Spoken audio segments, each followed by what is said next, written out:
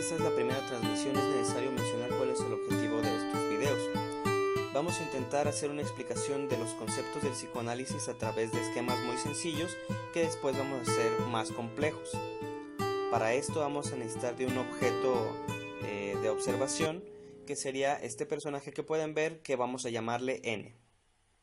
Primeramente tomaremos los conocimientos de la neurología, que sería la relación estímulo-respuesta a través de lo que viene siendo el polo sensitivo y el polo motor. En el polo sensitivo colocaremos a este personaje N en una situación normal que se va a ver interrumpida por lo que es un estímulo externo, en este caso una inyección, el pinchazo. Esto va a generar una inyección de energía incluso en el organismo que provoca una tensión que solamente se va a descargar a través de una acción motora, el gritar, el llorar, y después de esta acción se va a regresar al estado natural. A esto le vamos a llamar arco reflejo. También para el psicoanálisis existen los dos polos. El primer polo le vamos a llamar displacer y al segundo polo le vamos a llamar placer. La pulsión se puede decir que es una excitación interna que aparte permanece constante y que tiene una peculiaridad, necesita de un objeto para ser representada. En el caso de N va a ser una bailarina. Estas representaciones de la pulsión también van a ir cargadas de energía que se va a ver reflejada en el psiquismo y que va a ocasionar también una tensión, solo que esta tensión es inagotable. ¿Por qué? Bueno, es inagotable porque mientras el objeto de la pulsión es la bailarina, que sería quien podría ocasionar una descarga total de la pulsión, N va a descargar la pulsión a través de un sustitutivo de este objeto, que sería la señorita M. A ella le vamos a llamar una representación de la acción. Pero esto lo que ocasiona es que la descarga solo sea parcial, por lo tanto solamente hay una tendencia a la descarga. A esto le vamos a llamar principio del placer.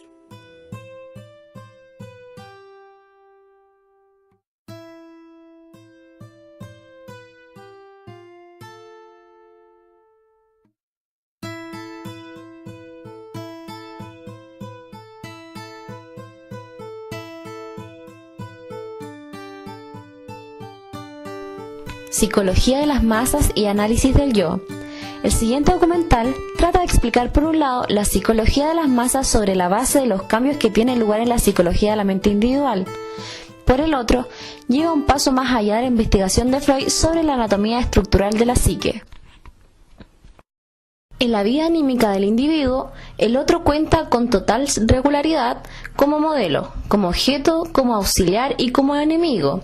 Es por eso que desde el comienzo de la psicología individual es simultáneamente psicología social.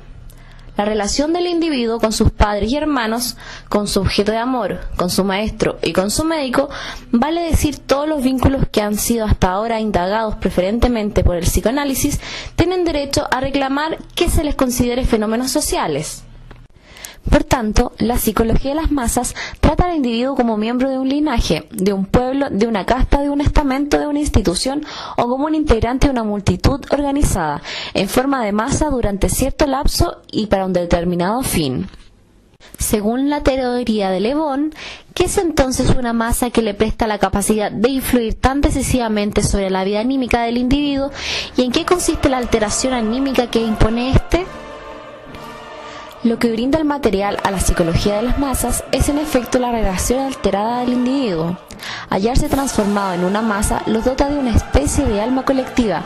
En virtud de la culpa sienten, piensan y actúan de manera enteramente distinta a como lo harían de manera aislada. Los individuos dentro de la masa están ligados en una unidad.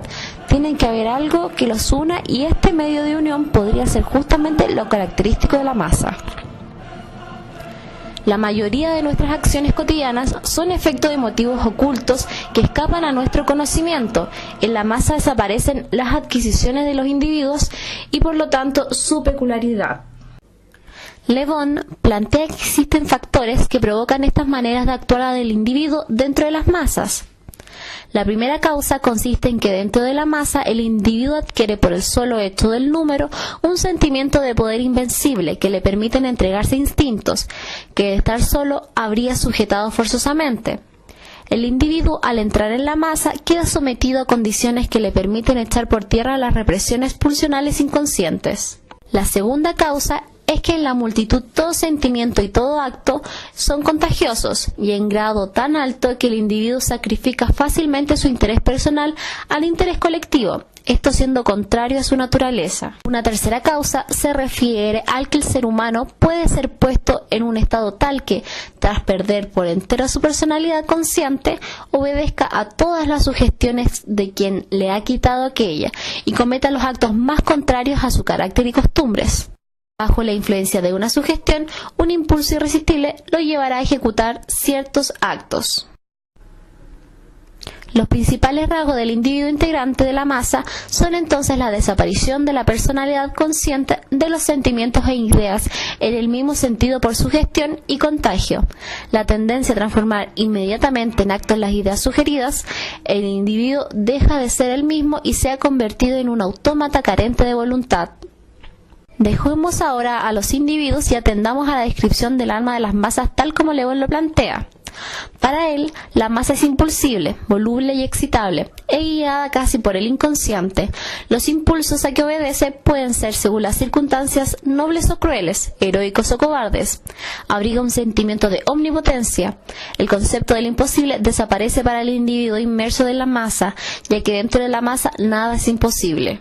Los sentimientos de la masa son siempre muy simples y exaltados, por eso no conoce la duda ni la certeza. La masa solo es excitada por estímulos desmedidos. Quien quiera influirla no necesita prestarle argumentos lógicos. Es tan intolerable como obediente ante la autoridad. Lo que pide de sus héroes es fortaleza y violencia. Quiere ser dominada y sometida y temer a sus amos. La masa está sujeta al poder verdaderamente mágico de la palabra. Esta provoca las más temibles tormentas en el alma de las masas y pueden también a su vez calmarlas. Las masas nunca conocieron la sed de la verdad. Piden ilusiones a las que no pueden renunciar. Lo irreal siempre prevalece sobre lo real. La masa es un rebaño obediente que nunca podría vivir sin su señor. Tiene tal sed de obedecer que se subordina instintivamente a cualquiera que se digne como tal. Si la necesidad de la masa solicita un conductor, éste tiene que corresponderle con ciertas propiedades personales para provocar las creencias de la masa. El mismo tiene que estar fascinado por una intensa creencia en una idea. Debe poseer una voluntad poderosa, imponente, que la masa sin voluntad la acepte. Con relación al rendimiento intelectual, es un hecho que las grandes conquistas del pensamiento, los descubrimientos importantes y la solución de problemas solo son posibles para el individuo que trabaja en solitario. Pero también el alma de las masas es capaz de geniales creaciones espirituales. Sin embargo, su capacidad intelectual se ve disminuida al entrar en la masa. La condición que se requiere para que los miembros de una multitud de seres humanos agrupados por casualidad formen algo semejante a una masa en sentido psicológico es que estos individuos tengan algo en común. Por un objeto deben tener cierto grado de capacidad para influenciarse recíprocamente. Mientras más fuertes sean estas relaciones de comunidad, con tanto mayor facilidad se forma a partir de los individuos una masa psicológica y tanto más llamativa son las manifestaciones de un alma de la masa. Ahora bien, el fenómeno más notable y al mismo tiempo el más importante es el incremento de la afectividad que provoca en cada individuo. Puede afirmarse, a juicio de McDougall, que los afectos de los hombres difícilmente alcanzan bajo las condiciones la intensidad a que pueden llegar dentro de una masa. En verdad es una sensación gozosa para sus miembros entregarse así sin barreras a sus pasiones y de ese modo confundirse entre la masa y perder el sentimiento de su individualidad. En definitiva, no es tan asombroso, pues que los individuos de la masa hagan o aprueben cosas que le habrían dado la espalda en su vida cotidiana. La identificación es la forma más primitiva de enlace afectivo de un objeto. Esta es conocida en psicoanálisis como la manifestación más temprana de un enlace afectivo a otra persona y desempeña un rol importante en el papel de la prehistoria del complejo de Edipo. En este, el niño muestra la identificación hacia el padre. El niño manifiesta un especial interés por él, quisiera ser como éste y reemplazarlo en todo, mientras que por otro lado tiene el deseo de tomar a su madre como objeto de sus instintos libidinosos, con un enlace de orden sexual hacia ella. ambos enlaces coexisten hasta que llega el momento de que la vida psíquica tiende a la unificación, van aproximándose. Basta acabar por encontrarse y de esta confluencia nace el complejo de Edipo normal. La identificación ha ocupado el lugar de la elección de objeto, transformándose esta por regresión en una identificación. Sabemos ya que la identificación representa la forma más temprana y primitiva del enlace efectivo. Siguiendo una dirección regresiva, se convierte en sustitución de un enlace lívido a un objeto, como por introyección del objeto en el yo. La elección de objeto deviene de nuevo identificación, absorbiendo el yo las cualidades del objeto. Lo singular es que en estas identificaciones copia el yo unas veces a la persona no amada y otras en cambio a la amada. Tiene que parecernos también extraño que en ambos casos la identificación no es sino parcial y altamente limitada, contentándose con tomar un solo rasgo de la persona objeto. La identificación se efectúa independientemente de toda actitud libidinosa con respecto a la persona copiada. La simpatía, por otro lado, nace únicamente de la identificación, y prueba de ello es que tal infección o imitación se produce igualmente en casos en los que entre las dos personas existe menos simpatía que la que puede suponerse entre dos condiscípulas. En un cierto número de casos, el enamoramiento no es sino un revestimiento de objeto por parte de los instintos sexuales, revestimiento encaminado a lograr una satisfacción sexual directa y que desaparece con la consecución de este fin. La singular evolución de la vida erótica humana nos ofrece un segundo factor. El niño encontró durante la primera fase de su vida, fase que se extiende desde los 5 años, su primer objeto erótico en su madre. Y sobre este primer objeto erótico se concentraron todos sus instintos sexuales que aspiraban a hallar satisfacción. El niño permanece en adelante ligado a sus padres, pero con instintos a lo que podemos calificar de coartados en sus fines. Los sentimientos que desde este punto experimenta hacia tales personas amadas son calificados de tiernos. Sabido es que las tendencias sexuales anteriores quedan conservadas con mayor o menor intensidad en lo inconsciente, de manera que la corriente total primitiva perdura en un cierto sentido. Con la pubertad surgen nuevas tendencias muy intensas orientadas hacia los fines sexuales directos. La superestimación sexual. Esto es el hecho de que el objeto amado queda sustraído en cierto modo a la crítica, siendo estimadas todas sus cualidades en un más alto valor que cuando aún no era amado. El objeto sirve para sustituir un ideal propio y no alcanzado del yo. Amamos al objeto a causa de las perfecciones a las que hemos aspirado para nuestro propio yo, y con todo enamoramiento hallamos rasgos de humildad, una limitación del narcisismo y la tendencia a la propia minoración, rasgos que se nos muestran intensificados en los casos extremos. Del enamoramiento a la hipnosis no hay gran distancia, siendo evidentes sus coincidencias. El hipnotizado da con respecto al hipnotizador las mismas pruebas de humilde sumisión, docilidad y ausencia de crítica que el enamorado con respecto al objeto de su amor.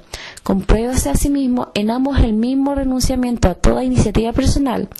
Es indudable que el hipnotizador se ha situado en el lugar del ideal del yo. El hipnotizador es para el hipnotizado el único objeto digno de atención, todo lo demás se borra ante él. La total ausencia de tendencias con fines sexuales no coartados contribuye a garantizar la extrema pureza de los fenómenos. La relación hipnótica es un abandono amoroso total con exclusión de total satisfacción sexual, mientras que en el enamoramiento dicha satisfacción no se halla sino temporalmente excluida y perdura en un segundo término a título de posible fin ulterior. Muy interesante observar que precisamente las tendencias sexuales coartadas en su fin son las que crean entre los hombres lazos más duraderos. El amor sensual está destinado a extinguirse en la satisfacción. Para poder durar, tiene que hallarse asociado desde un principio a componentes puramente tiernos, esto es, coartados en sus fines, o experimentar en un momento dado una transposición de este género.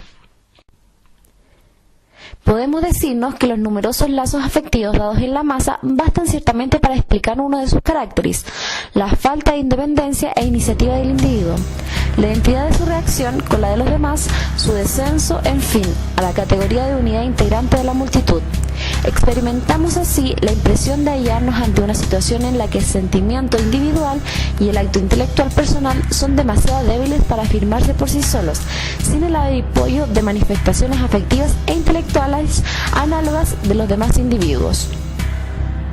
Trotter deriva los fenómenos psíquicos de la masa antes descritos de un instinto gregario, innato al hombre como a las demás especies animales. Este instinto gregario es, desde el punto de vista biológico, una analogía y como una extensión de la estructura policelular de los organismos superiores, y desde el punto de vista de la teoría de la libido, una nueva manifestación de la tendencia libidinosa de todos los seres homogéneos a reunirse en unidades cada vez más amplias.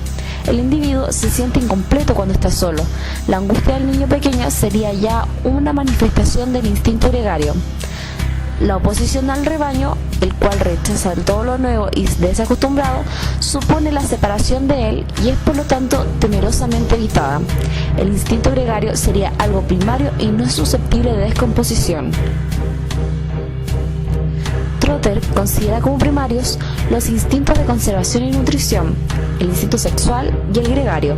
Este último entra a veces en oposición con los demás. La conciencia de la culpabilidad y el sentimiento del deber serían las dos propiedades características del animal gregario.